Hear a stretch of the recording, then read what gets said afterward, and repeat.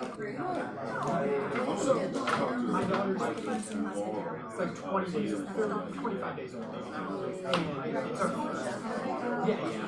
This is like today's the first day that we get my wife to show because we had my mom here for a while. But I'm here, so I'm in the early adolescence, and it's some feedings and schedules and stuff. With twins, I truly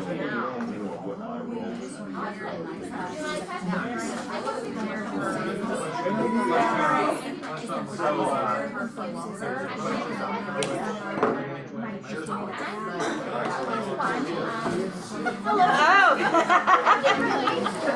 Every time people say that, it's still like, like it actually was fairly major hair color change. Yeah, I like it.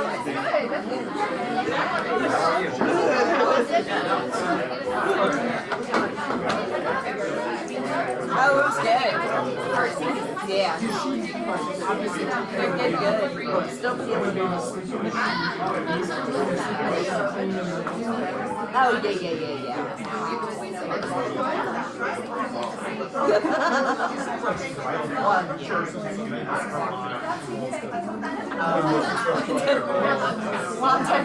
Lonnie emailed me last night. This Higgins question at the Braves game, so I answered it, and I was like, I took care of it. I don't have access to the computer right now since I'm watching my team in the World Series. Right? Yeah, like no big deal. He's like, oh my god, I forgot.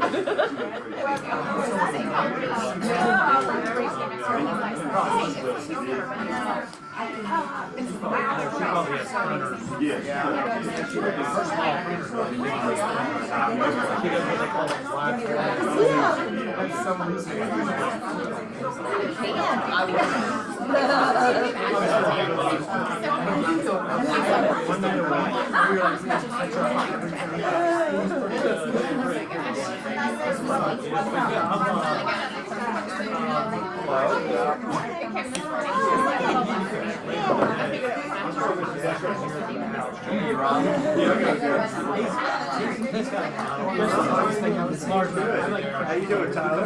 Good. I have my meeting with management. Oh, cool. Hello.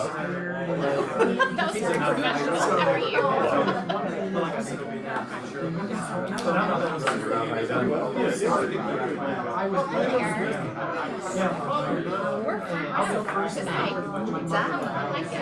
I like front row off to the side.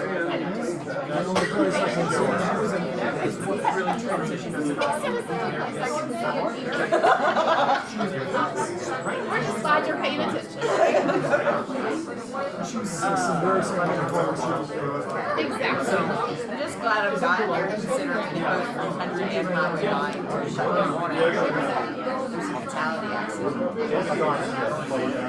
And then highway 9 is I knew about them before.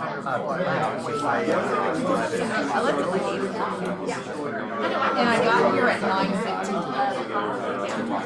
That's a long time.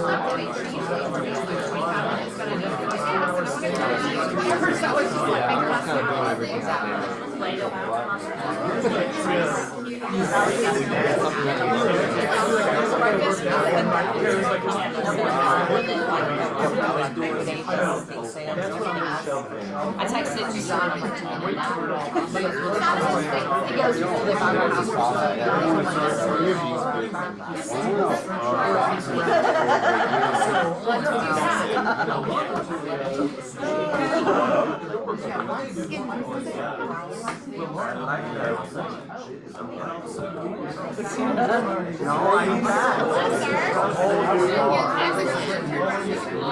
We're just thinking like a CEO over here.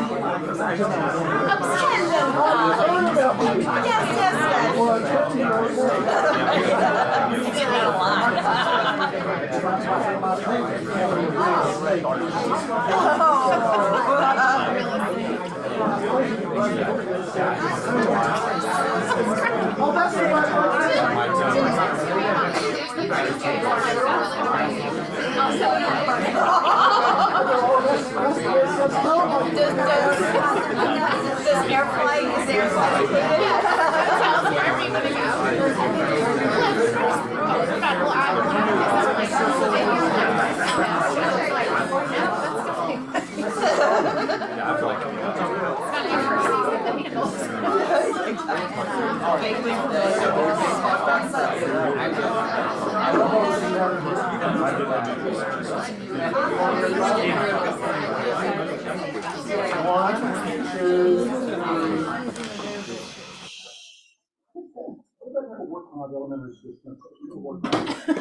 It looks like, I don't know who you are, but anyway, guys, good morning. Someone give us some good news.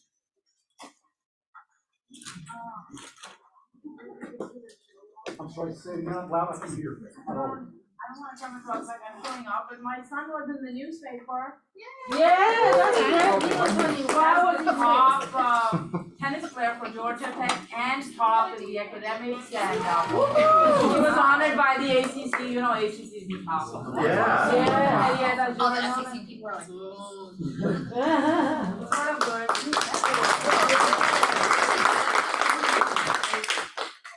Amazing. Staying humble. Congratulations. Anybody else want to share some good news? Yes, sir.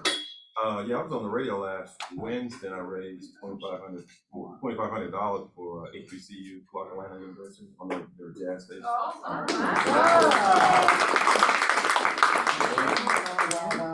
Hey, anybody else got some good news? Yes, sir. I've got one. Jesse Armstead is here. Jesse, stand up. I'm going to embarrass you. Hey, Jesse. Jesse interviewed with me last week and just totally impressed both me and Jim and everything. And he's looking forward to getting into the business and cranking away. So thanks for coming, Jesse. I said to him, I said, why don't you just stop by a meeting or something? He did it. Well, we're not going to any other good news? Yes, sir. My 3-week-old daughter only woke up twice last night. How many parents in the room right And at 70 years old, I woke up twice. I know about that waking twice. All right. Good news is that I had my twins with me for 3 weeks and I survived. And they're 13, so I didn't kill them. They did not kill me. And so then they're back home with mom and dad. And when I went home, their mother looked at me and went, "Poppy brought them back." I said, "Yeah, it's time to come back." We had a great time together. I went with them to Universal, rode some of the Universal rides that were very fast, turns like this. Oh, wow. So guys, we had a great time together. And they were surprised that their pockets had moved that long. A good time. Anyway, well, anybody else have anything they want to share? Okay. You're up. all right. Good morning, everybody. Good morning. I'm Carrie with Thomas and Brown. We have not had a chance to meet, and y'all are going to be hearing from the one and only Cheryl King in a little while, so I won't talk too long. I do want to remind you guys, if you're going to Mega Camp in Austin, we're going to have our Thomas and Brown event on August the 14th, which is the Monday night before the AHA dinner, which is Tuesday for Wells Group. So anyway, it's going to be at the W Hotel at a really fun space that they have there. It's also not the info, so be sure to come. And it's for a lot of Atlanta KW offices will be there, so it's a good time to network with other people, maybe that you worked with or would like to work with. So anyway, it's always a great time. And Juan and I will be there, and Bryce is coming too. So we're excited to see you We there. get the RSVP for it. Yes, and I'll send out the email for that. I just wanted you to tuck it away before another attorney asks you the very last part. Just kidding. Anyway, thank y'all as always, and I will see you very soon. Well, you all, Washington brought up Mega Camp. It's August 15th and 16th. And in 14th. Austin, Texas. 14, 15, 16, exactly right, Jeff. So guys, I would tell you to just be considering if you should go or not. It will sell out. But guys, no one's ever gone there and said, "I'm sorry I spent that money, it was a waste of my time." They've never done that, ever. So guys, if you've never been to Mega Camp, if you've never been to sit at the feet of Gary Keller and hear what he says, I would highly recommend you just get on the site, book your reservation, and just do it, because you can stay at different hotels there that are less expensive. You may have to take Uber there from your hotel. But guys, go there. It will bless you. You'll pick up some business.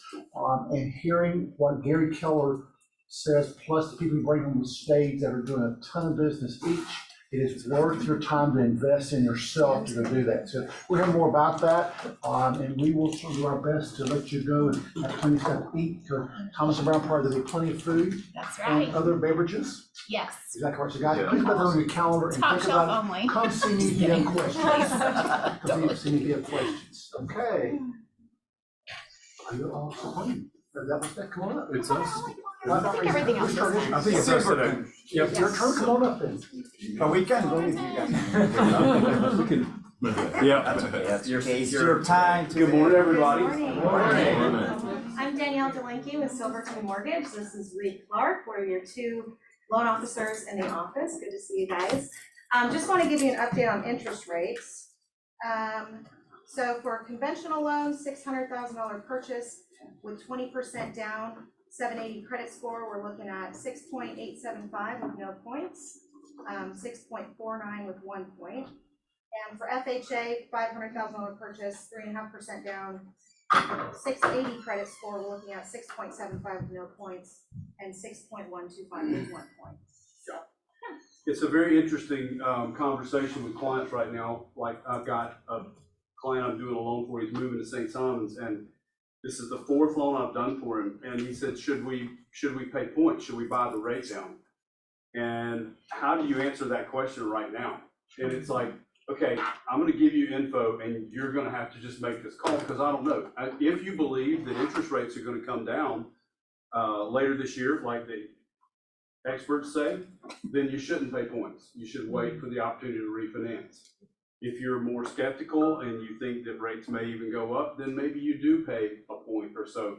But it's not the same for everybody, and it's a difficult decision right now for people to make that call. One thing I did want to tell you guys about, does anybody here know what in the mortgage world, I know you guys know what it is, a trigger lead.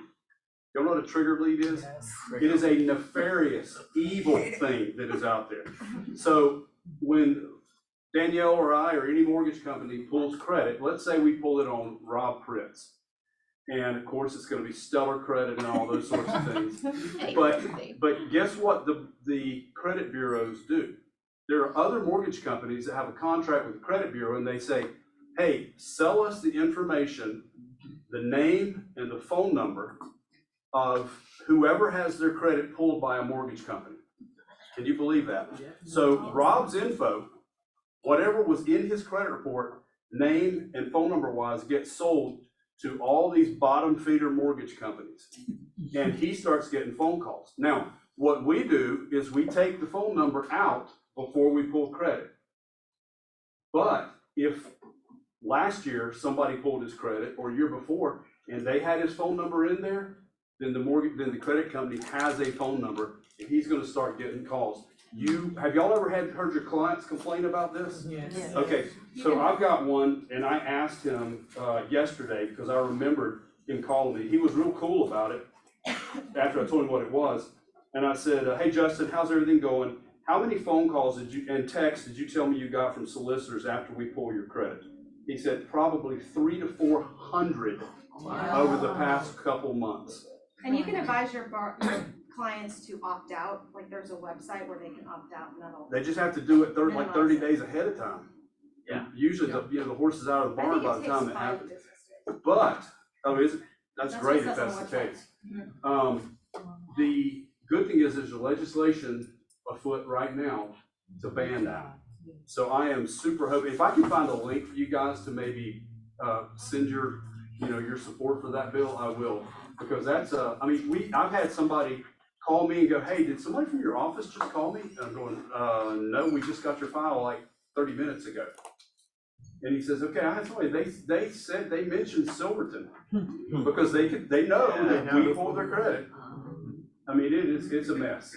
So anyway, if you do hear about it, that's what's happening. There is legislation at work to ban that, and we're sure hoping it passes.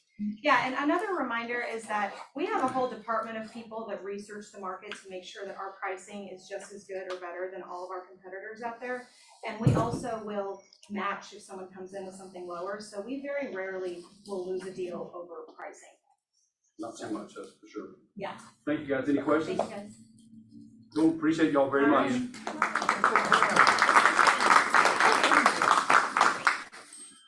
welcome Caring Transitions. Come on up. Yeah. How's everybody doing today? I've been here a couple times before, so some of you are gonna kind of know what we do. We help you sell houses faster and easier because we come in and help deal with relocation, clean out, estate sales. All you have to do is come in and take pictures and you're ready to go. And we navigate through all of the client situations about what am I gonna do, what am I taking, where am I going, how am I gonna get there, and that's what Caring Transitions is.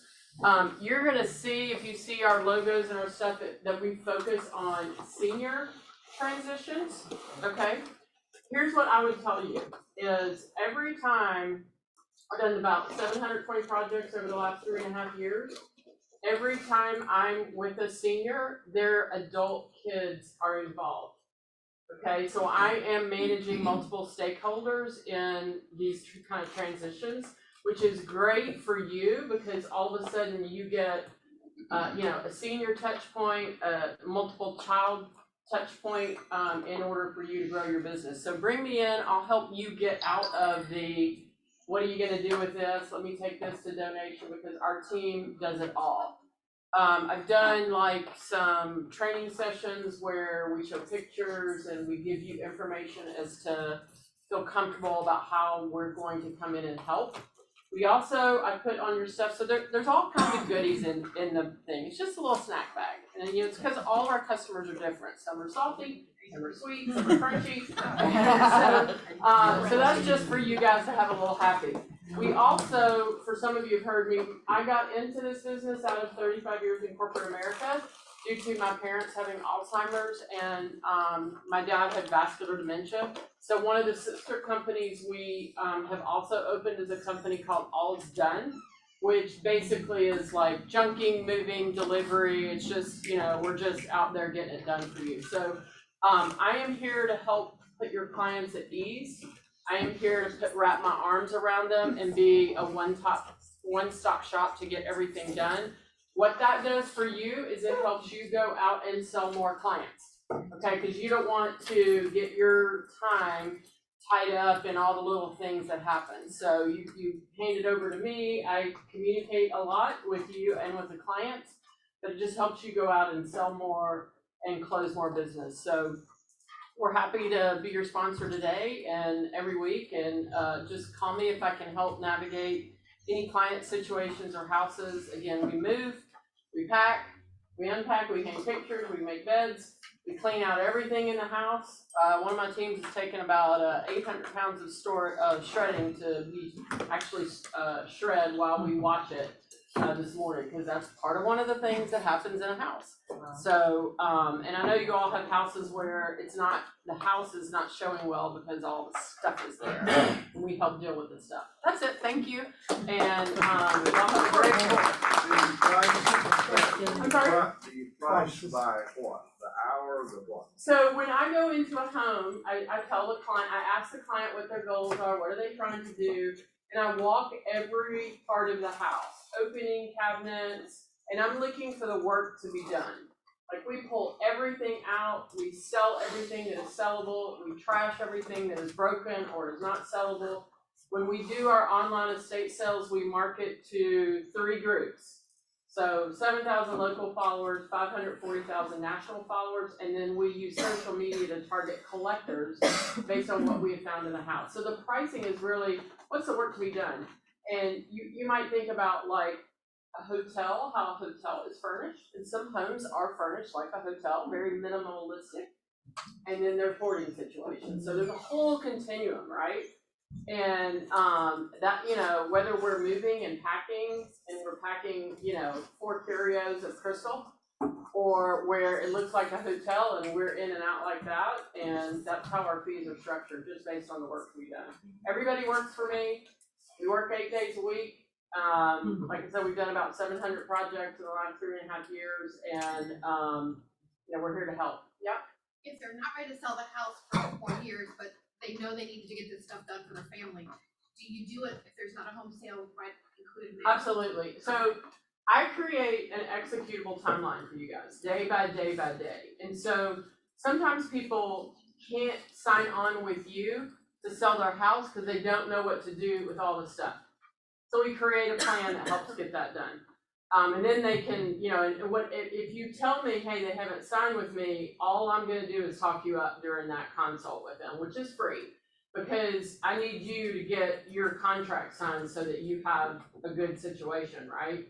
And if they're like thinking a year or two out, yes, we'll come in and do that, and we'll stay with them the whole way through. Kim Cross, who is not here today, she and I are working on a deal that we've been talking with a guy for a year.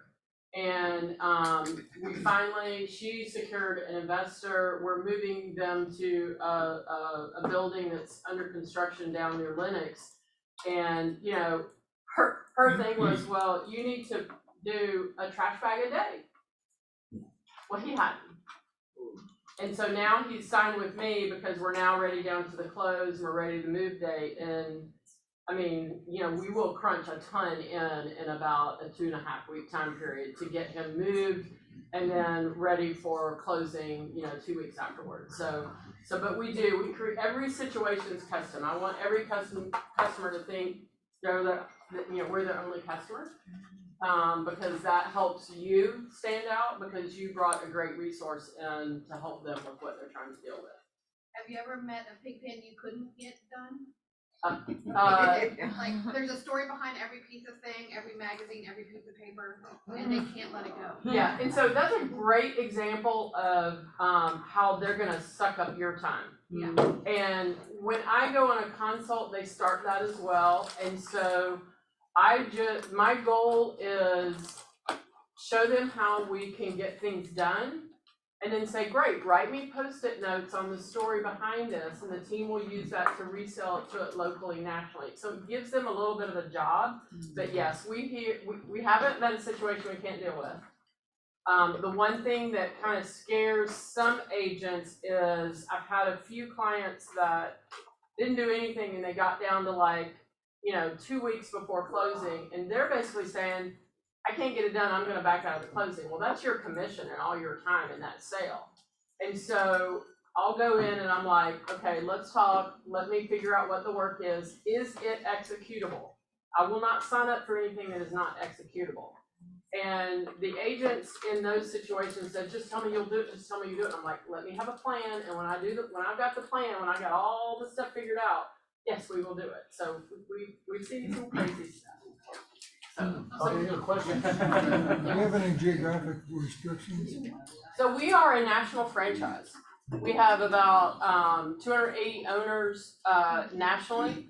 I work in Roswell, Marietta, Alpharetta, Woodstock, Canton, Buckhead, Sandy Springs. I've gone up to Cumming, Canton, Dahlonega, Dallas. I have counterparts that work Tucker, down in Peachtree City. So we are national. If there's not a franchisee covering the area and I have capacity, I will go to it. But what I also tell people, like when they call me about Lawrenceville, I'll use that as an example. I can't service it to the standards that I expect to do for you. And so I will say that it's not going to be a good fit. Can I go out there? Yes, because there's not another owner out there, but I have high expectations for service, so that's the only thing I will typically turn something down.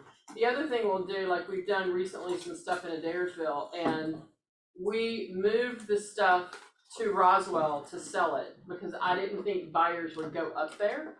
It's a moving fee for sure, but they're trying to get value for everything that we've done, and so we come up with creative solutions like that. Oh, let's give her a hand. Thank you. Camille, come up 1 second, please. I wanted you all to hear that Jeff Hart decided to leave Spring yesterday and go to Florida Bank and Commerce. Yes. To a different company, He told Pat Hart yesterday and told me right before, and I just wanted to see that he decided to go there. Y'all want to say anything about this at all, guys? Well, Jeff is a great guy. I mean, we love him, you know him as well, but it's part of life. I mean, we made decisions, things happen, but we're here to move forward. I mean, we consider ourselves a great loan officer, he's a great loan officer, but we are not that great, we don't have a great operations team, you know, to support us. So we have a great operations team, we always close on time, fund on time, we're gonna be there, we're gonna be here for you guys. So Yeah, we love Jeff. I think everybody kind of agrees on that. He's an awesome guy and he's been here for a long time. And so he will be missed really for the next couple of weeks and then moving forward as a transitionary move, or transitional. We want to make sure that no clients are dropped, nobody falls through the cracks, nobody's left behind. So if you have any questions about any new business or anybody that you've been working with Jeff and you just have some unknowns or some questions, let us know. I'll be down there. I know Camilla's gonna be down there and we'll be in the office, so we'll make sure that everybody's taken care of. So, yeah, thank you for bringing and it. good morning, Keller Williams. Yeah, the catchphrase, do we take it? Buenos dias, Keller Williams. Maybe a little more. You need more belly, more belly. I don't feel that. Yeah. Anyway, guys, we wish Jeff nothing but the best. He is a dear friend of this office, you know, guys, and he'll continue doing business. Where he does business and he still loves you guys, but just realize that he made the decision on his own. Yep. I did not fire him or send him away for source of this, because I love Jeff, so just realize that's happened. In fact, I talked to Pat Flood this morning, and I had a great conversation about it, and he wishes Jeff the best. And so, guys, just FYI, you'll know. Anything else you want to add to that? No. I think you said it was stupid. Thank you so much. Thank you so much. On agent staff highlight, guys, I love these guys. Tell them one more time, Kimberly, how they get up here on the screen. I sent an email out, I think I sent it yesterday. Just fill out the link that I sent.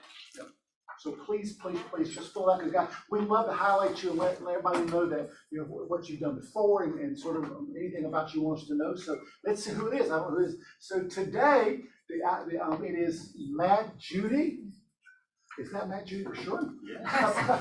Previous occupation, sports agent. Joined KW because I love the financial structure. Ability to run my own business with a client support. 7 years in real estate. Interesting fact, I was a 5-year letter winner with the Georgia Tech baseball team with Coach Bobby Crimmins. Isn't that amazing, guys? Basketball.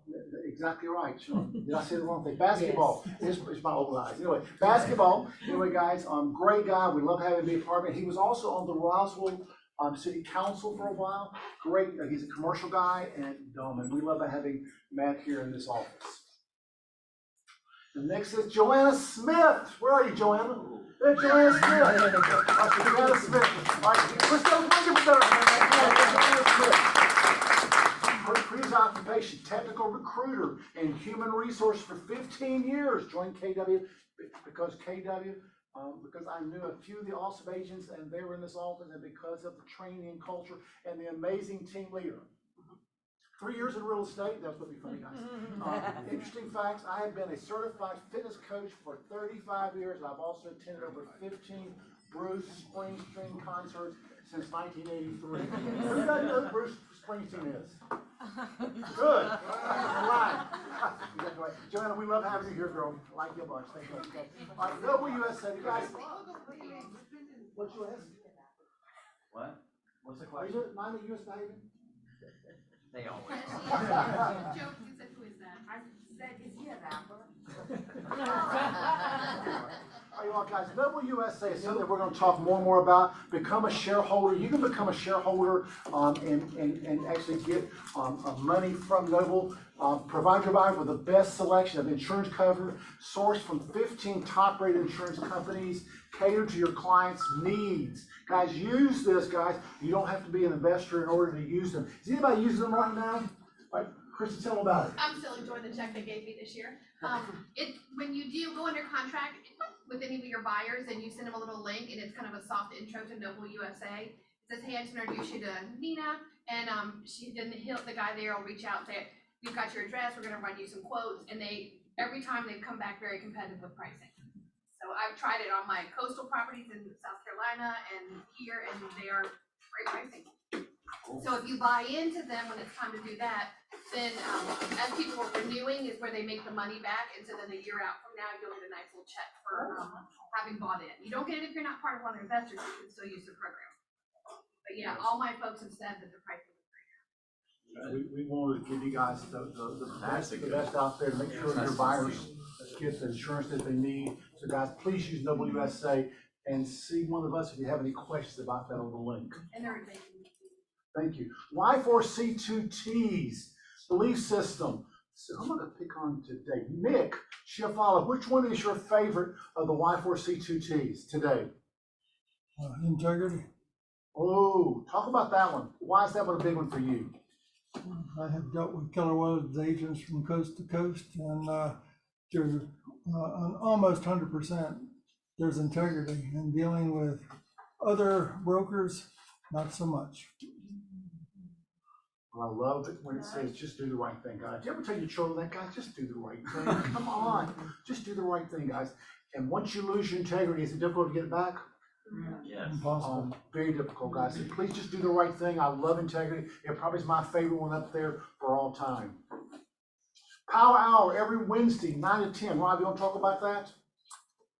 Yeah, so we're having a great time doing it.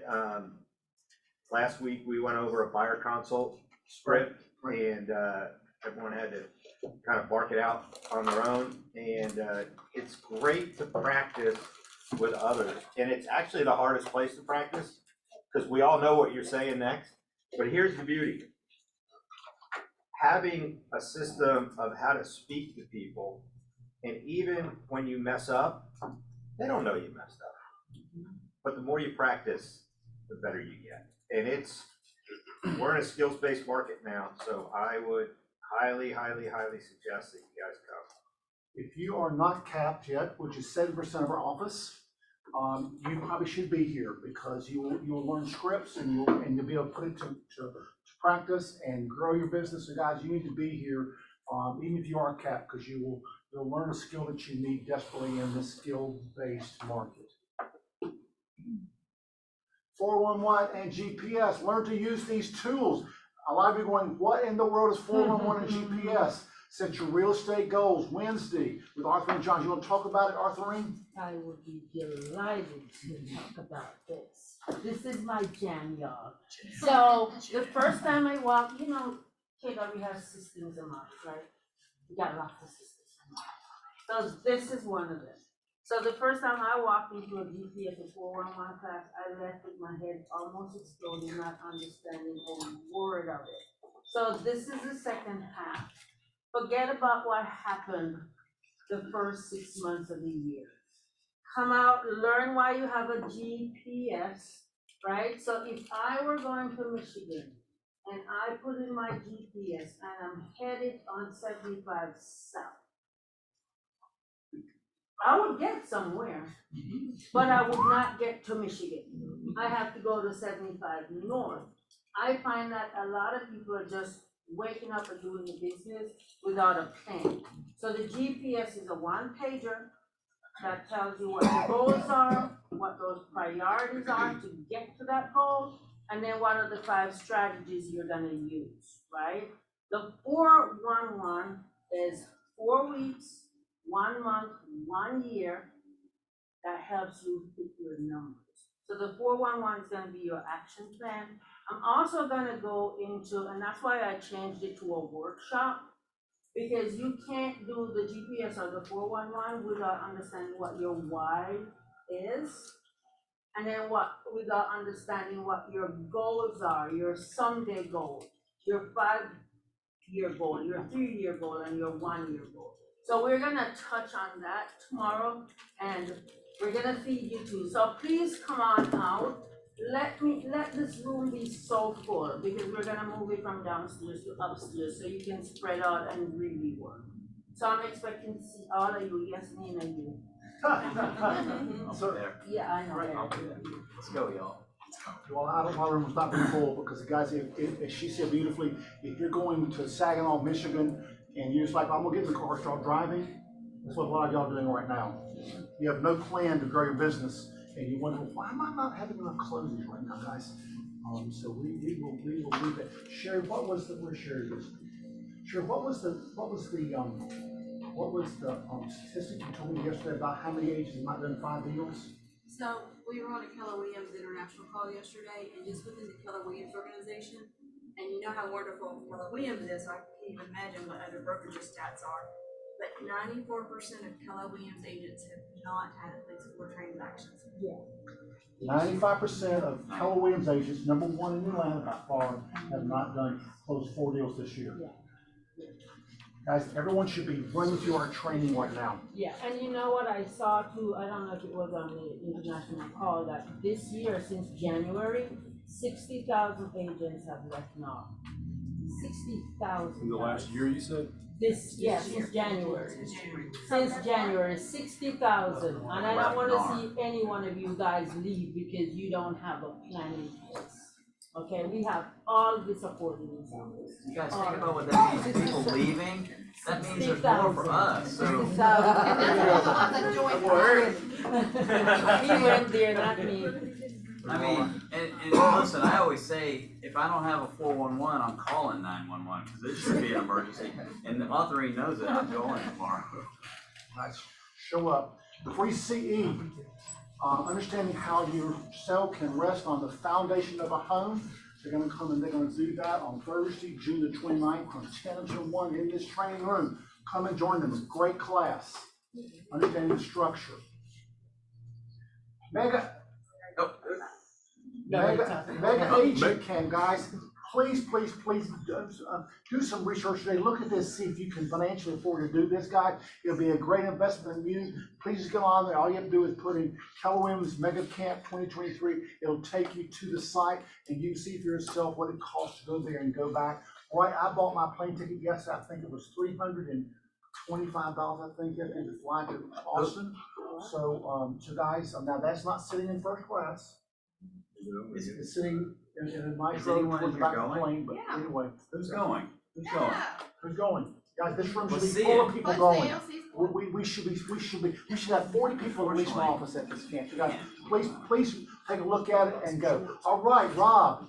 Can I do one announcement while he's walking up there? Sure. More details to come, but as you're out shopping, we're gonna do another school supply drive, so July starts this weekend. We're gonna launch that next week after the 4th of July and start doing school supplies for local schools.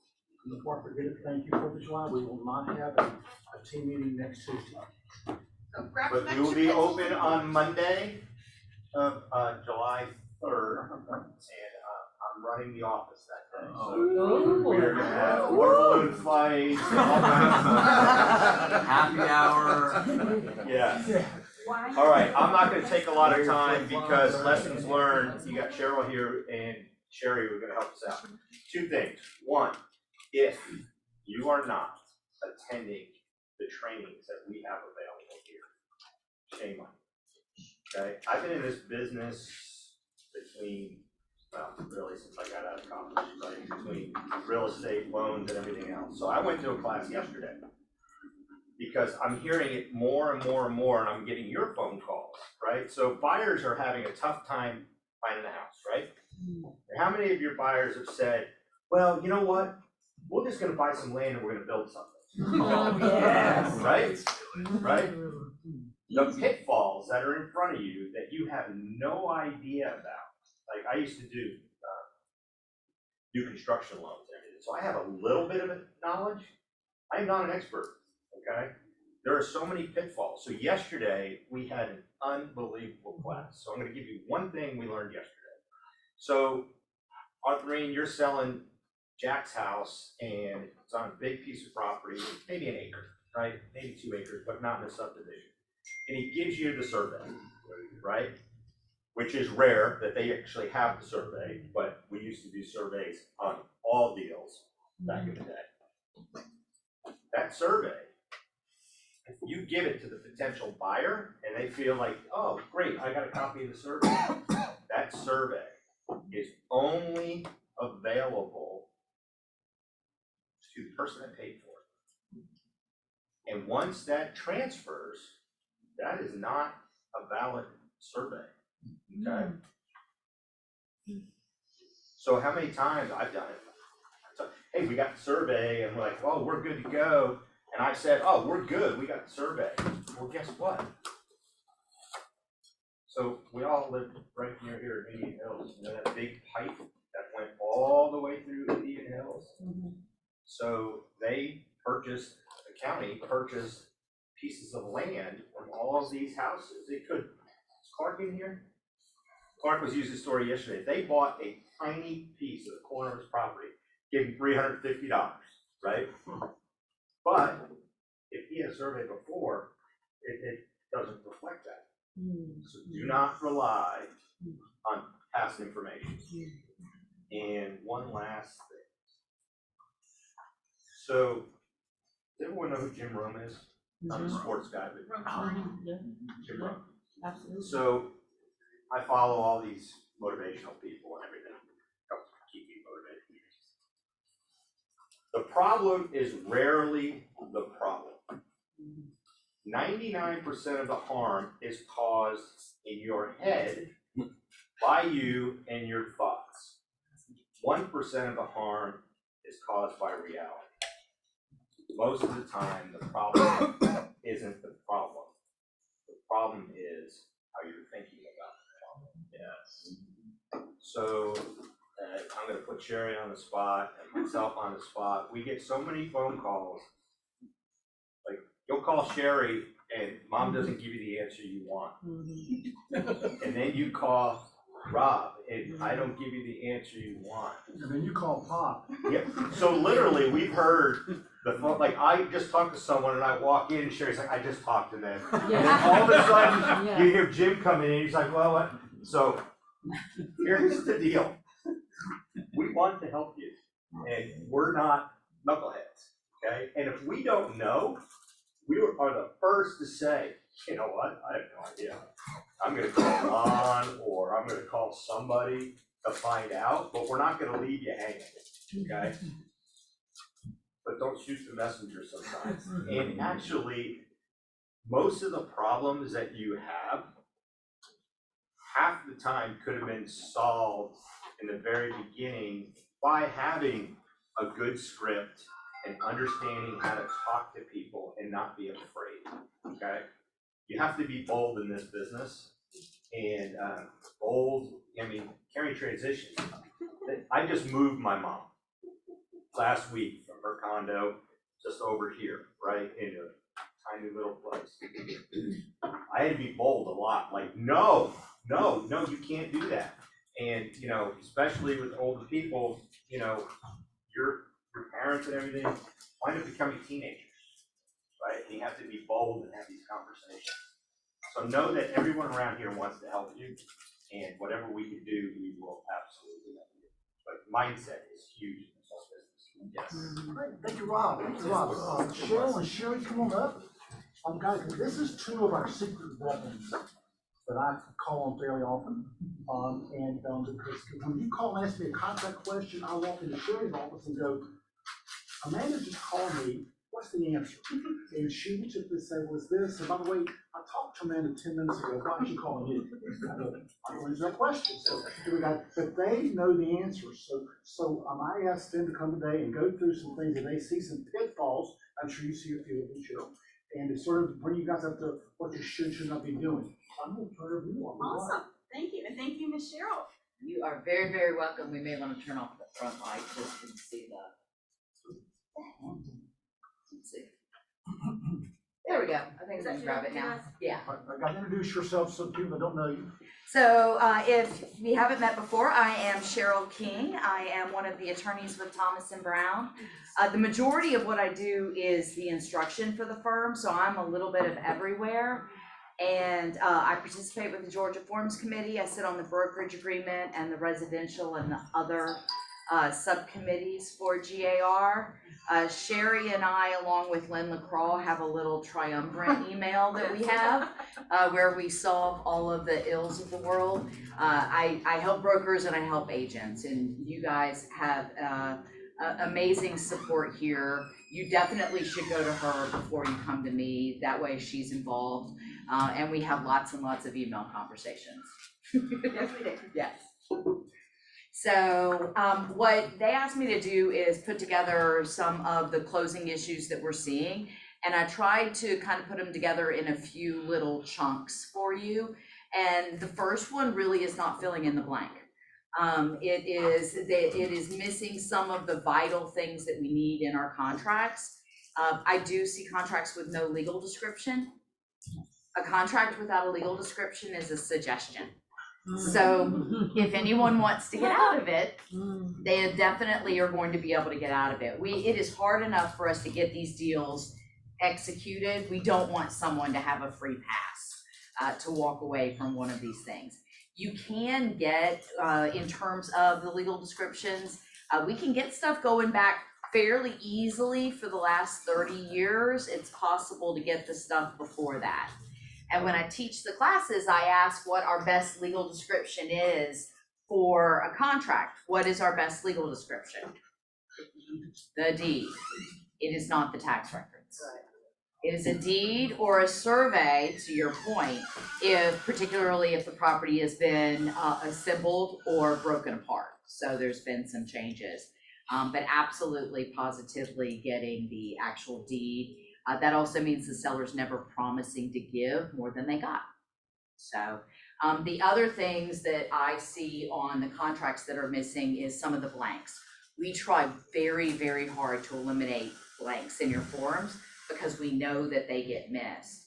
But I had a contract within the last year where the buyer was able to walk away and get their earnest money back, even though they wouldn't have otherwise had the right, because they failed to put an interest rate on the financing contingency. Wow. So TBD doesn't work. TBD does not work. Thank you for saying that. Market rate is marginal. Remember also now, it used to be that you had to pick a number. Now you just have to pick a ceiling. So you've got a lot more flexibility for what you're putting in there. I had someone ask in a class, like, well, I don't want to put too high of a number because I don't want the buyer to think they're going to have to get like a really high interest rate.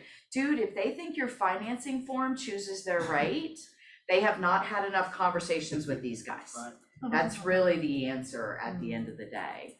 What are you seeing as other things, like in the missed areas? I'm seeing interest rates probably one of the biggest ones.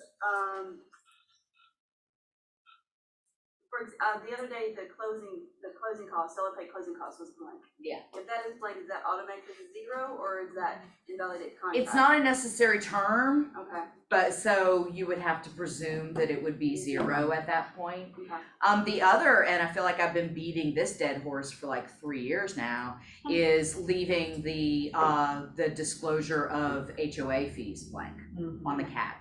Yes. If you leave it blank, the seller's gonna pay it all. If you write all, the seller is gonna pay it all. If you write 100%, the seller is going to pay it all. You have to put a dollar amount in there. And that is section 5 on your CAD, because I know yesterday a couple of you may have gotten an email from me that you left it blank, which is one of my questions I had for you today, is that it's our buyer, we are under contract, we know there's an HOA. The seller did not provide a CAD, nor did we ask for a CAD to be attached to the contract. So there was no CAD attached to the contract, but there is an HOA. Who's responsible for those fees? What I tell our pre-closers and our closers is send the HOA letter out to the parties, tell them to hash it all out themselves and let us know when they've come to a decision. They've left themselves in a position of having an argument rather late in the game at that point. If I'm a listing agent, I'm going to give my seller all of their homework. Any of our forms that have the word disclosure in it is seller homework. So if applicable, lead-based paint, if applicable CAD, if applicable seller's property disclosure or disclosure of no latent defects. If I am on the buyer, and when I get that filled out, I'm gonna post it in so that it can come back executed with my offer. If I'm on the buyer side of this transaction and you have not elected to give me a CAD, dude, I'm gonna fill one out to the best of my ability and I'm gonna write zero in the disclosure of fees. If you wanna counter that, feel free. But we all also know, and we all need to remember that we have to read these contracts because our clients do not. They really don't. So be very, very careful. And the recipient of the form is as responsible for the errors as the person who created it. So be super duper careful. The next one is not signing the contract correctly. So that's super fun. And I think I've got, let me see. No, it's not working. If you wanna just go forward one. There are copies of this here, and there is a QR on, my website. This is how to sign brokerage agreements and how to sign contracts. We'll worry about how they sign their closing documents at the end of the day, but this is how to sign when they are executor, administrator, proposed executor, proposed administrator, a trustee, a power of attorney, a corporation, and an LLC. So what we find people doing on the contracts is, if I own King LLC, the signature line, I digitally sign the words King LLC. Is King LLC my name? No. No, it is not. Is that a contract? I gotta be really honest, I don't know. I have a call scheduled with a litigation attorney to try and figure it out as guidance going forward, because I had one where there was going to be an earnest money dispute and both the seller and the buyer signed that way. They did not sign their own names. So I've had this in the past, and I would have Fred Smith as King LLC. And this is right? why, So this you is get a real built to where name. you can send it to your client, or you can just screenshot that one piece and send it to your client at the end of the day, because it says John Doe as trustee for the Doe Family Trust. So John Doe by Jane Doe as attorney in fact, so it shows what goes below the line and what goes above the line. Oh, yeah, there's a whole stack, for those of you like paper, there's a whole stack of them right here. Yeah, exactly. Yeah, it may be a little bit too. And then, and also making sure that there's a name printed below the line when we have those as well. Because if I just sign Cheryl King as member and I don't put King LLC below the line, what's Thomas and Brown gonna run title on? Cheryl King. And they're not gonna find it. So if, and I've had this, and I bet you everyone in here has had it before, you sign a listing agreement, right? Sherry Arisby signs a listing agreement, we've got a listing, and we're going, and all of a sudden, we're in contract and everything. And they tell you, oh, it's in our trust. That's correct. So is it okay that I have a listing agreement and document signed by her and not the trust? Technically, No, right? no, because the trust is a separate legal entity, a thing in and of itself, which is why we don't just pull a deed for the contract. What do we pull a deed for? The listing agreement. You pull that so that you know at the very, very beginning. You will also find out when you are pulling that deed about, you are just talking to Cheryl King, you pull the deed, and I'm signing the listing agreement with you. If you pull a deed, who are you going to find out about? John. And what's your question going to be? Who is he? Where's John? Is he dead? Did you divorce him? What are the situations? So you find out all of that at that point. But yeah, they should be signing, and this is why, this is for brokerage agreements and for their contracts.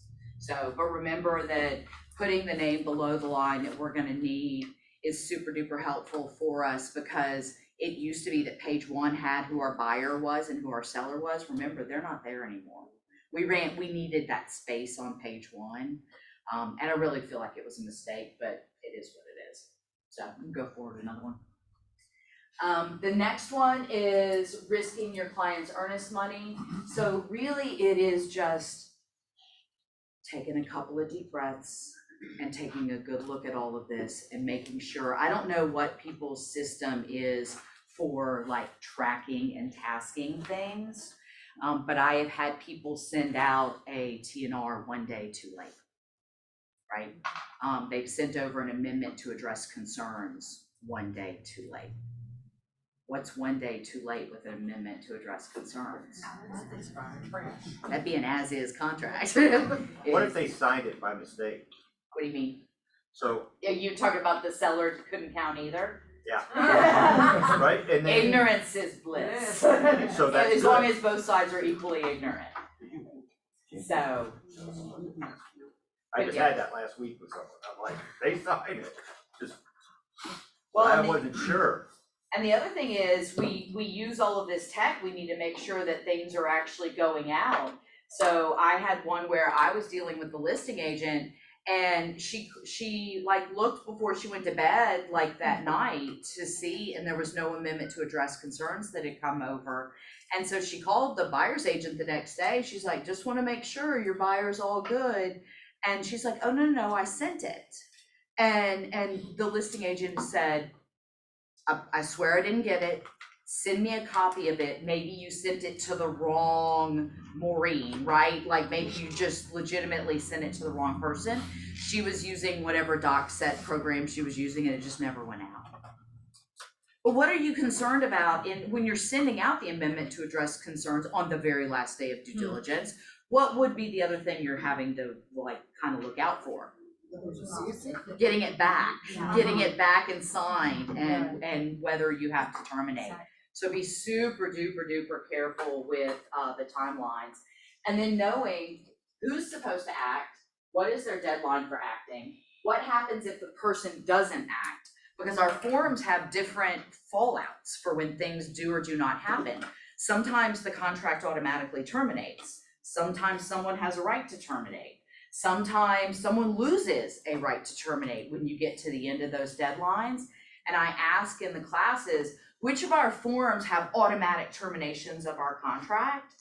And it's a relatively quiet room, right? Which of our forms have automatic termination? Which of our contingencies have automatic termination? You're asking them. What? Automatic termination? Uh-huh. Request repairs? The right to request repairs, absolutely. In lieu of due diligence, if you do right to request repairs, there's an automatic termination at the end. That's another popular one. Yes, a very popular one. Financing? Nope. No. No, those are right to terminate. No, that's buying it as is. No, actually, you Clear get like, title. you get 3 swings at that pitch, right? Yeah. You do, you get a right to cure, right? Yeah. There are also things for which you have to give notice of default, and you are supposed to be given a chance to fix it, and not delivering earnest money is one of those. Clear title? No, clear title, you promise that you're gonna give clear title. Oh, from the seller. It's the contingency for the sale or lease of other property. And we use it quite a bit. And I have had agents come up after one of the classes and said, we got to the end, we are past that period. I'm the listing agent, the buyer's house didn't sell. They want an extension of the closing date. I don't know if my seller wants to give them the extension. I'm like, well, right now the buyer doesn't have to buy it at all. So you might want to think about giving it to them, right? So I said, if you're going to do an amendment to extend the closing date, you might want to reinstate the contract as part of that. And if you and the other agent, who clearly neither one of you know you're not in a contract anymore, if you want to do the amendment to the closing date and just slide in the reinstatement language into that, not to make it obvious, that would probably be a good thing. So we have to not go on autopilot, right? Take a couple of steps back, even when I'm answering a question, and I can quote chapter and verse of a lot of these forms. I still take a look at the form when I'm answering a question, because I don't want, in my head, I don't want to make a mistake. And we have a lot of forms. It's a complicated thing. It is okay to use your resources, and it's okay to take a couple of steps and a couple of deep breaths. So, Cheryl, I still get about once or twice a year, agent call me saying, the agent promised me that the seller's gonna sign it tomorrow. Right. What's the problem with that? the problem is, if you're in court, which is where we don't want to be, right? Where we want to be, the attorney we want to be with is a closing attorney handing out checks.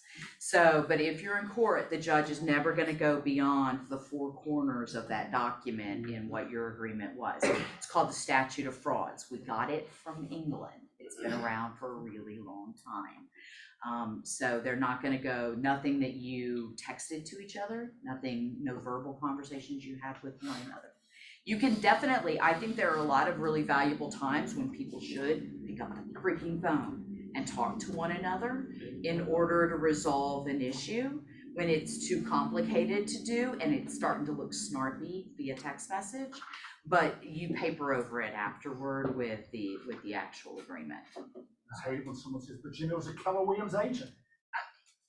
Sorry, guys, I don't care, you gotta protect your client. You've got to Right, Sherry? yes, it's your job to protect your client. Calling the other side mean when they are not legally wrong isn't really super helpful. We have to make sure this is all about dotting i's and crossing t's in what it is that we do.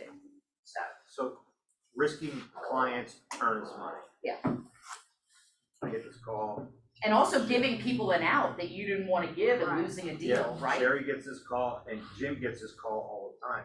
Well, I'm still owed my clients need to get their earnest money back, or they signed, buyer brokerage and I'm owed my commission.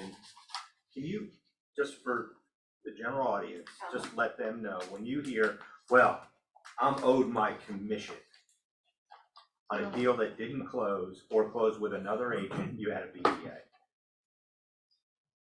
A couple of things. Number one, it's one of the few sticks we have left to get people to close when they're trying to just willy-nilly walk away, right? Because particularly on the buyer side, because their only other remedy is losing their earnest money.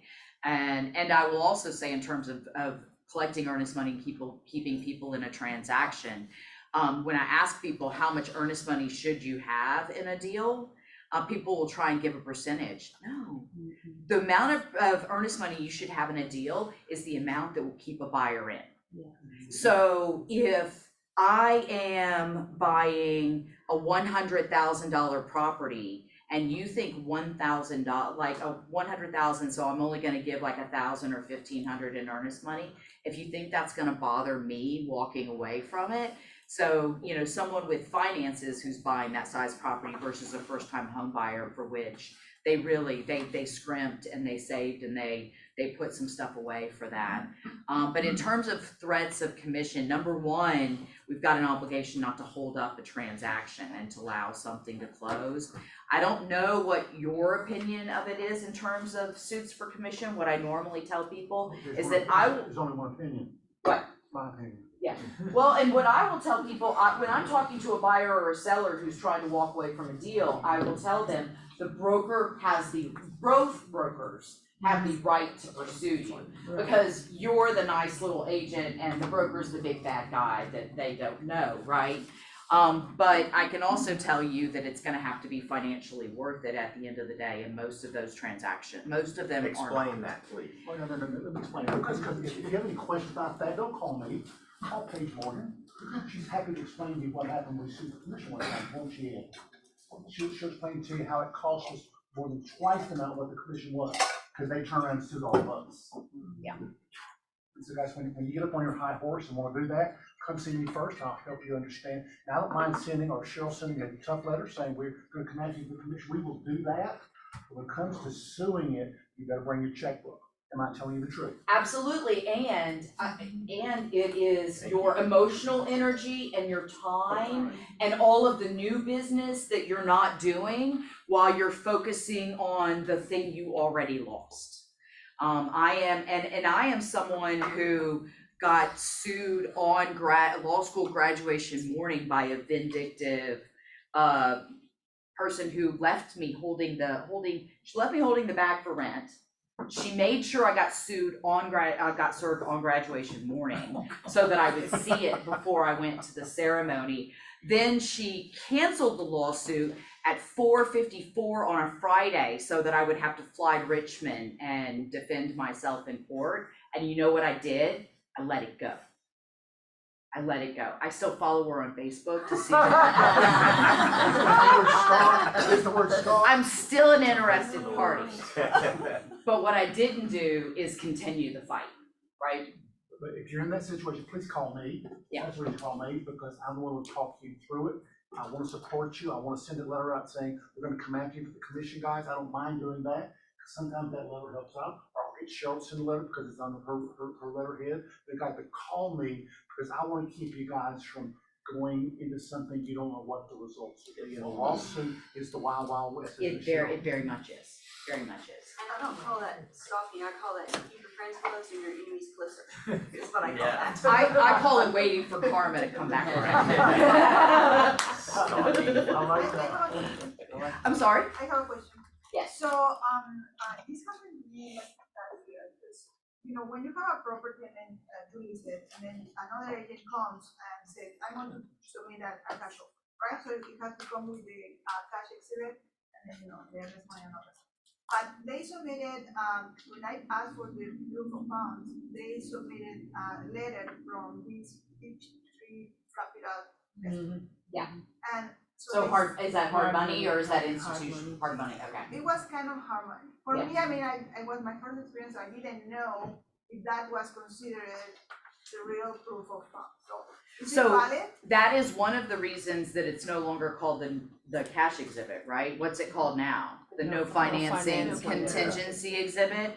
And it has two options. I'm going to pay cash, or I have I don't have a financing contingency and I'm going to get a loan. So the question would be, how did they fill out the form? The question would be looking at it. It's another good reason not to make presumptions as to what forms do, because it is one of the forms we fundamentally changed its very makeup on January 1 of 2023. So the answer as to all legal questions is it depends. Well, yeah, because, so I don't remember how it failed, but the time for them to terminate passed, so they lost $10,000 in earnest money. Because if they're using that form, they have no contingency. No, they pay, the only thing is this investor company, whatever, they didn't approve their loan. So Right. then it was for me confusing, is it cash or is not? I mean, I don't know. Either way, the buyer's losing their earnest money because they did not have a financing contingency. We have given people the ability to either have no financing contingency or go hard money, do those sorts of things, but they're taking the risk. They're 100% taking the risk. You can use the conventional and use the other, but it doesn't work, because who do you have to get a denial letter from in any of our financing contingency forms? Who does the denial letter have to come from? It has to be the lender listed, or lenders, one of the lenders listed in the approved, and if no one is listed, then who does it have to be? The one that's on the. An institutional mortgage company, a real lender, it has to be. You can't even get a denial letter from a hard money lender. It doesn't factor in. So again, making sure that when we're using these forms, we know what's on there. I think you can go to the next one. Writing special stipulations without using your resources. Ding, ding, ding. What are your resources in writing special stipulations? So FMLS has a whole special tips. Yeah, and page then that you hopefully can all of use. the GAR ones Yes. will be in there. Yeah. I had one agent who couldn't find the newest, the condo one in one of the systems. So they're also, all of the GAR ones are also on the GAR website. If you need a copy of it, I can send you, it's a 12-page document with every single GAR stip that we have. And when an agent is asking me for a special stipulation, the first thing I do is pull up that 12-page document, and I use the find function to try and find different words inside of it. And there are times when the exact stipulation you need has already been written. There are also times when it hasn't been written, but we've got other things in there that form a very good basis to just modify it in some way. Oh, so can we just send you an email so you will send us? Yeah, do you want those to go to you first? Well, we actually have the GAR steps on our Quan resource page. Yeah, we And do. there's a Sweet. special step Yeah. pack, so they're all there. Yeah. One And- more, I yeah. have a question on that, because I was helping an agent on Friday, and she was freaking out because her client didn't want to fix or do anything to the HVAC system. Mhm. Silly realtor on the other side wrote, please address without putting anything HVAC and hot water heaters. And she goes, well, what do we do? Hello, Mr. Hot Water. So that's what I said. I addressed it. That's what I told her, I said. I'm a lawyer and a smart aleck. Right, I said, read that stip out loud to me, and she did, and I said, you've now addressed it. Send it over. I mean, right? That is, you cannot just too vague. Throw junk out there. Yeah. So if you'll go to, I think it's the next one. Well, this is why you shouldn't, so that's the legalities of it, and then go to the next one. This is like the how to write a stipulation sort of thing, and it is like writing a news article. It is who, what, when, why, where. What happens if the party who's supposed to do something doesn't do it? We don't take enough time with our stipulations. You should it is the practice of law to be writing them, but you should be the first one who tries to write it because you are the expert in your contract. You know the parties, you know what you're trying to get done, you know what people are and are not willing to do. So I went on your website and she has a great website with special stips on it. And I literally copy and pasted and put it on my Google. I created a file on that. So every time, because going to that FMLS and looking special stips takes forever. So every time I have an issue, I go and look. I mean, a lot of the issues are the same, like HVAC repair, electrical repair, roofing repair. I go and I copy and paste it. Yeah. From what I have from my Google form, bang, straight into DocuSign. That's And it. when you're doing these, first of all, it's who's gonna do it. Who are the only two people you can obligate in the contract to do something? Buyer and seller. Everyone else is not a party. You can write all day long what the closing attorney is gonna do. That does not make you the boss of me at the end of the day. So, and they have to have until a certain time. If there's no deadline, what's the deadline? There's no The deadline. closing date. No What closing time date. on the closing date? 1 second End of the before. day. 11:59. Is that the best time to have the seller's obligation to make repairs completed? It is not. So, and buyers may be getting things, reviewing things, sellers might also be receiving things. If it doesn't happen again, you have to think, what is the possible outcome for things?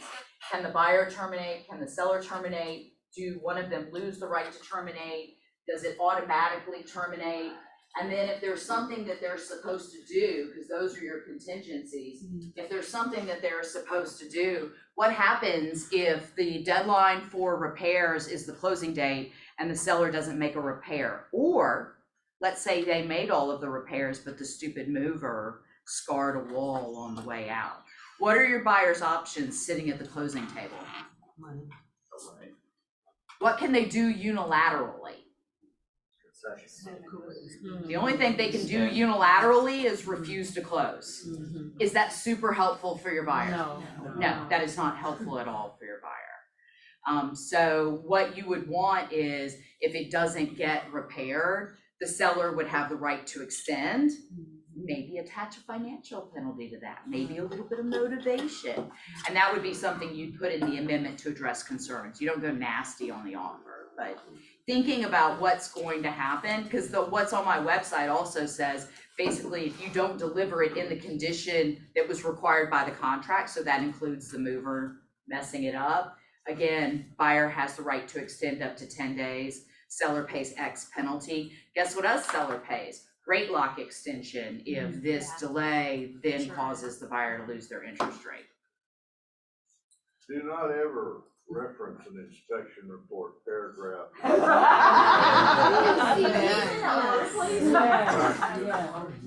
Just lazy and it's got an introduce. Exactly, it's one of the downfalls of right to request repair that you actually have to include and attach the whole inspection report. But yes, just these stipulations, a lot of the issues that a lot of times, I will say, vast majority of contracts have, I'm going to be honest, very badly written stipulations and things just happen to work out, right? It is when things go a little bit sideways that you're going to be stuck with what you wrote, Reed. you might want to consider talking to a trusted loan officer before you write a stip like that. Amen. Just to, you know, Absolutely. just throwing it out there. Where do you find that? I don't know. Yeah, I mean, when you're asking what to set for this, what to do, what are our options, people will call me, I'm like, have you spoken with the lender yet? Because I can give you something that's legal. Reed and I can give you something that's legal and will actually clear underwriting. That would be the best of all of the worlds at that point. So making sure that you're including the loan officer at the very beginning when you're trying to craft your agreement, and then when things go sideways, that should be one of your first calls is to these guys. I think one of my favorite takeaways was in your last class, and it was about writing special steps and being able to hold, in this case, the seller's feet to the fire to do what they've agreed to do, and putting a monetary penalty if it does not get done by that specific time of day. Exactly. Can you just like real quickly just rattle that off, is what it would sound like? So it would, in terms of the, well, I will say two things. Number one, when I am in a contract and a seller has to do something, make a repair or do anything, when do I want that done by? Before. Yeah. 3 days before. How many ever days before closing? What I'm gonna tell my buyer, particularly if they're super neurotic, is we don't actually have to have the repairs done 4 days before closing. Right. We are giving room to fail. And we will graciously accept the fact that they do it 3 days before closing and not 4 days before closing, because I don't want my buyer to lose their mind because they think like it literally, like the chariot turns into a pumpkin at midnight that night. We just want to make sure that it's done before closing. So what I say is the seller will do X by Y date. If the seller fails to complete the repairs or deliver the property in the condition required by the agreement, the buyer has the right to extend the contract for up to the closing for up to 10 days. The seller will pay blank. You pick the number. I think it's going to depend upon what kind of repairs or what the financial wherewithal of the parties are in a penalty, and will pay the rate lock extension if the rate has to be extended due to the delay in closing. So Cheryl, it says just seller to have all repairs done 3 days before closing. Yeah. It doesn't have at that point. Then what is the buyer's remedy? What's the buyer's remedy? If you don't say what happens when it doesn't happen, what's the buyer's remedy? Leave. And those Leave the contract. Some of the lenders have been asking for those like 8 days before. That's They're correct. Like, wait, the contract says no 3. They're like, well, we can't close the file until we see pictures. You're like, oh crap. So does the buyer have the right to walk right in, or do they have to give the sellers put the sellers in notice during default? There are a lot of defaults where we've written that you have to be told you're in default and you have like a 3-day right to cure, right? But this is a stip an agent wrote themselves. So there's no cure period, but so they may have the right to walk away at that point. But again, you know, unless they were looking for a reason to leave, this is not super helpful. And it's a truth, even if the attorney tells you you have the right to walk away, it doesn't mean that you do. What, Cheryl? That is absolutely correct. And if you have a party who is trying to terminate, I don't know what your policies and procedures are for here, but I have given away earnest money to one side because the other side terminated incorrectly or when they didn't have a right to do so. Take a couple of breaths and just take a look at it before you start sending things over. We had one where the basement flooded, right? And it was it wasn't a hugely bad flood, but there was something about it having been sealed in the past. Now the buyer and the seller, well, the buyer's mad at the seller because the seller said in the property disclosure that the floor had been sealed. In the buyer's head, that was professionally sealed. In the real world, that was seller sealed it himself. But in any case, there was nothing on the seller's property disclosure that was inaccurate. So 2 weeks before closing, there's water in the basement and the seller obviously has to get this repaired. Everyone knows that the seller knows. Either they're gonna live in it or sell it to someone else. They clearly have to get it repaired and it's not gonna take 2 weeks to do it. What does the buyer do? Got mad and terminated the contract. Did they have the right to terminate the contract? Nope. No. They did not. They did not. They lost their earnest money. So where a lot of this comes up is, and I tell everybody, when you get into a contract, pull up the other agent, right? If I'm getting in a contract and I know who this person is, I pull up the other agent and I see this other agent has done 28 deals this year. I'm pretty sure that they really are good at writing stips and everything, and when you get your ATAC back and you look at it, you're like, oh, they're good. Yeah. Right, because they're, and that gives you the power. So if you just write those one-liners. You also should have your laundry list of things you always include on a buyer side and things you always include on a seller side. And then there would be other things that I keep in my hip pocket for when I kind of need them. You know, the changing if the deadline falls on a weekend or a holiday, that it's gonna bounce the next day. Dude, just put it in your contracts, please. Just because we've had earnest money that's been due on a Saturday before a Monday holiday before. So there are those sorts of things that I would include all the time. And there are things that I would include in my brokerage agreements all the time. In my listing agreement all the time, I would include a stipulation that says that if I get an offer on a non-GAR contract and we're going to counter, we're gonna counter on a GAR form. There would be things I would always include in there. In your listing agreement? I'm sorry? Is that in this place where you're recommending you put in your contract? We don't have.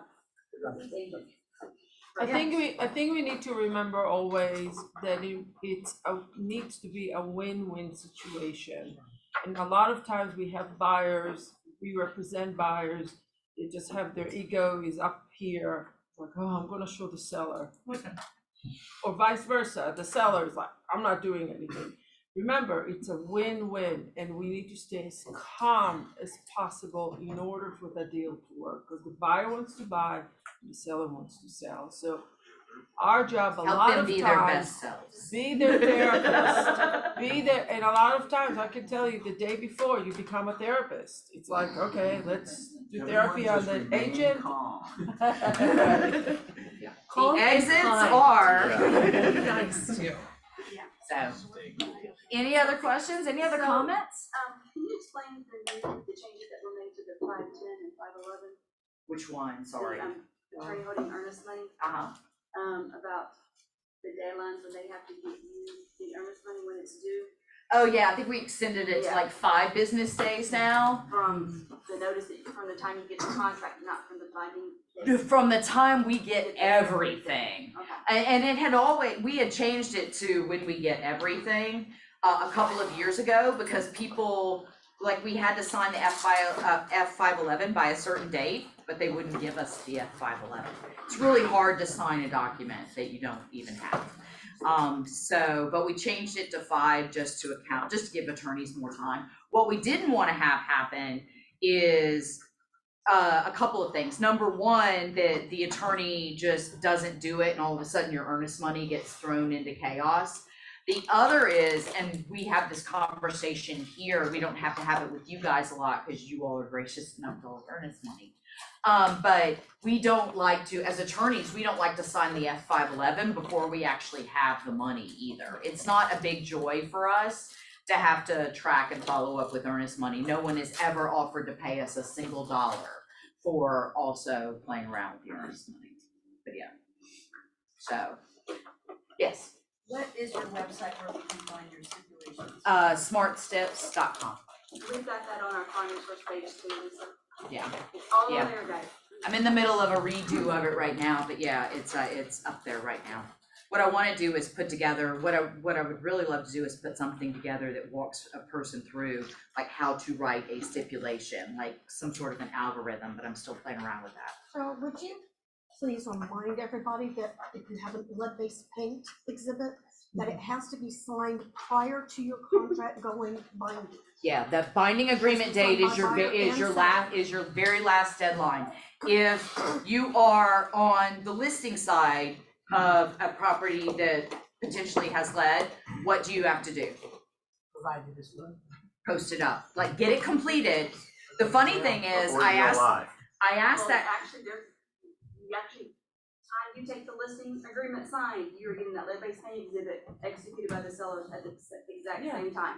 But the buyer and seller both And have to the funny sign. thing is, the first time I asked the question of what do you do once your seller sends it back to you, the answer in my head was posted up into the MLS, but a really smart agent said, read it. That's the first thing you should do when someone sends you a document, is actually read it. I get a lot of forwards of emails and I'm like, it's not really filled out. Oh, I didn't look at it, I just forwarded it. Well, thanks for that. Glad I could review it for you. But on the buyer side, you should be seeing it in there. If you don't see it in there, you should ask for it so you can include, hey, do you by chance have the lead-based paint? What do you do as a listing agent if you get an offer and you need a lead-based paint and you get an offer that you would just like to accept as is? What do you now have to do? You have to get a lead-based paint before you can sign the contract. What is the risk you run when you're waiting to go binding because you don't have a lead-based paint? What can happen? The buyer can withdraw their offer. And I know some of my older slides say the penalty for lead-based paint is 16,000 per error. It is not. It is 19 and change. Yeah, in the last 2 or 3 years, they've been, it's like 19,300 or something like that. So everybody is using, DocuSign, whatever you're using. Right. Okay? Which I always did when I was in production. But when I was in production, every year I would keep forms in my backpack, right? And I would have them sign the listing agreement, right? And the lead-based paint, everything I can get right there. And guess what we could do? It's called scan it. Yeah. So you don't have to, in the beginning, just get it signed. Yeah. Protect yourself, protect your brokerage. Do you know what it looks like when the EPA comes in and audits a brokerage because of the lead-based paint issue? She's doing that because you don't know. I watched it happen in a brokerage that I was in, and they went into that office and they required 2 full years of every deal that every agent in that office had closed to be presented for audit. And they just took a sampling of those 2 years worth of files and they just start digging. What else are they going to find while they are inside? They're sitting down at my desk, Exactly. all of y'all's files. Exactly. I have a question. Yeah. The listing agreement, does it have to be signed, literally the same day or day before you put the property out on FMLS? That's Could it based be- on FMLS rules. Because I read that of him, it has to be. So It- what is your input? My input is, once you go live, you have a deadline to go into MLS. What I don't know, and the MLSs aren't consistent, is whether you can put something in the MLS without a brokerage agreement. I don't think how do you have permission to advertise the property if you don't have a brokerage agreement? You're representing a client without. Hey, guys. Could I get the listing agreement signed a week before I put it on FMLS? Not according to FMLS's rules. You can do a registered listing. They're all adding like different functionalities and things like that. Yeah. Come talk to Jody, there's a Yeah. whole step for that. So wait, go ahead, just real quick, while we're on the lead-based paint exhibit. Yeah. I have this happen all the time. I'm reviewing your lead-based paint exhibit, you've missed something, an initial here or a signature there.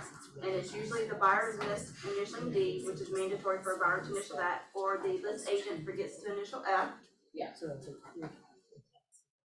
And you're already under contract. Do we go back and fix it, or we let it be, which is better for the EPA? I would fix it. Okay. I would fix it. It's problematic. I would keep a copy of what I had on the binding agreement date. And I would have, because once you add those other initials, you may have, I would have copies of them both. I missed out something on my contracts with my buyer. Sherry asked me to amend it. I sent it to the other side for them to sign. They said their brokers don't do that, they don't need it. So in the end, I think Sherry said I can leave it, but It depends on what the circumstances are. I will also say, if someone asks me to do something that's unnecessary, but also not unethical or illegal, I should just do it.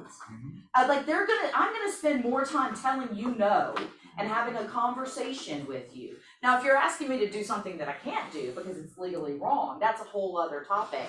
I think people should be a little nicer. They should, and they were another KW office. Yeah. You had a question before? So, yeah, I had a closing, it was supposed to be like beginning of June, and then it got delayed because the day before it went into foreclosure. Uh-huh.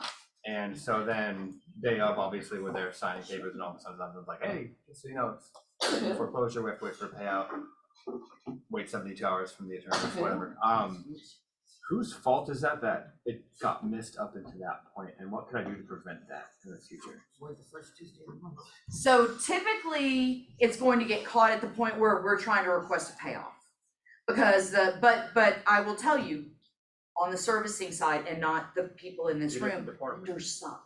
And so there is always a possibility that on the servicing side, that we could get a payoff on something that was in foreclosure. So there may not be. There are some things that will indicate it for us, like, oh, when we ran title, they just assigned it to a mortgage-backed securities instrument. Well, that's what you do right before you foreclose.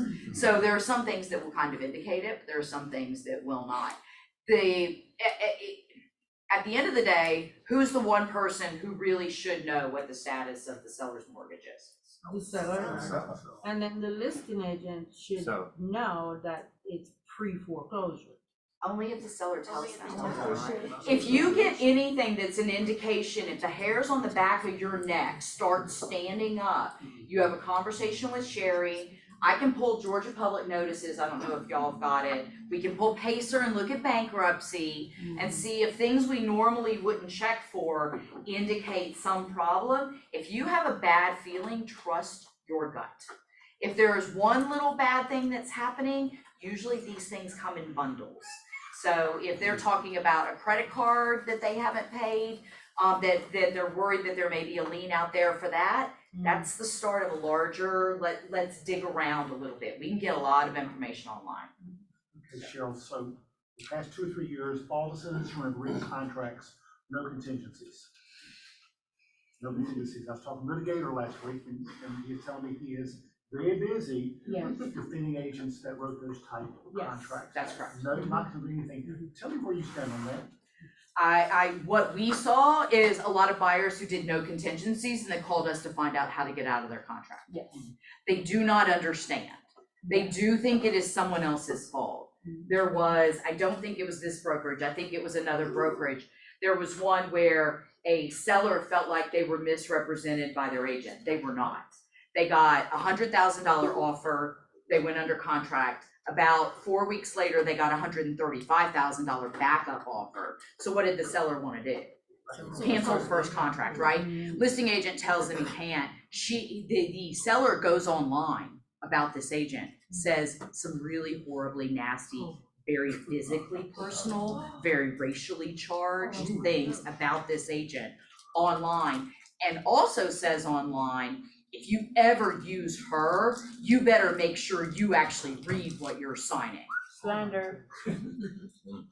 Everyone should read what they're signing. He thinks it's an insult to say that you should actually read what you're signing. If you think all of your own clients don't feel like you've got their back and they don't have to read anything, I mean, you really do have to be careful. So I don't know what I think a lot of it's gonna be fact-based.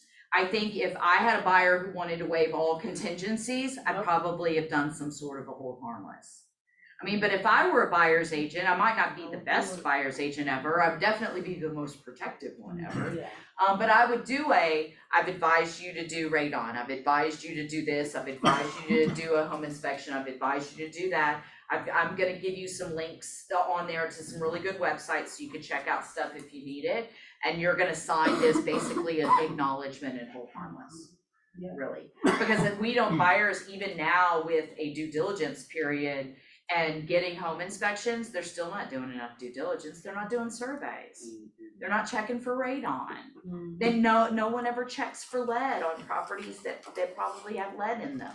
So we're not doing enough due diligence. No. We're too quick to the closing table. And why do buyers get home inspections? Why do buyers get home inspections, really? Peace of mind. Because you make it happen. Yes. Because you act as if it's going to happen. You are the reason buyers get home inspections. Your entire industry is the reason that home inspections are the norm, right? So everything else that buyers don't do, I'm not saying that you're responsible for it. I'm saying you're a huge influence on your clients. I had a lady call me to come sell this house to get rid of it. And so I asked her for the inspection report because she bought it last year with another agent. Yeah. And there is no way I would have let my client buy that house. It had radon, it had asbestos, it had everything. And when I said, didn't you see this? She just started bawling. She said, no, my agent didn't, yes, I saw it, but my agent didn't explain what it it to was. me. Yeah. And she said, now when I talked to the agent said, well, you really wanted the house, so we got it. So now she's trying to sue everybody and she cannot. Yeah. Because you had an inspection. Because you had an inspection. And this is a buyer beware. And we are all adults. at And the it's end a of the day. buyer beware state. Yeah. It is the saddest thing I've ever seen. Can't sell that house. What does the contract say? Basically, that all agents don't know anything of anything, they basically. Just push paper. Yes. The disclaimer says you don't know nothing about nothing. But the issue that I have with that is, if I say I'm not a surveyor, but then I start giving you survey advice, Yeah. it doesn't matter what the disclaimer is. If you heard me and you relied upon my words, and I'm an expert in real estate, then you're gonna have a right of action against me for detrimental reliance. You can sue anybody, can't you? You can, well, you can definitely sue anyone. I know, I was saying something to my husband the other day about something, and he's like, well, no, they wouldn't be able to sue. I'm like, anyone can sue anyone, they may just not win. But they can certainly ruin your day and make you fly to Richmond, Virginia. If you guys haven't been to one of the classes, guys, like we have a ton of fun. It makes 3 hours fly. We have good topics. I love you. I'm trying to protect you. Yeah. And you know we have the best protection.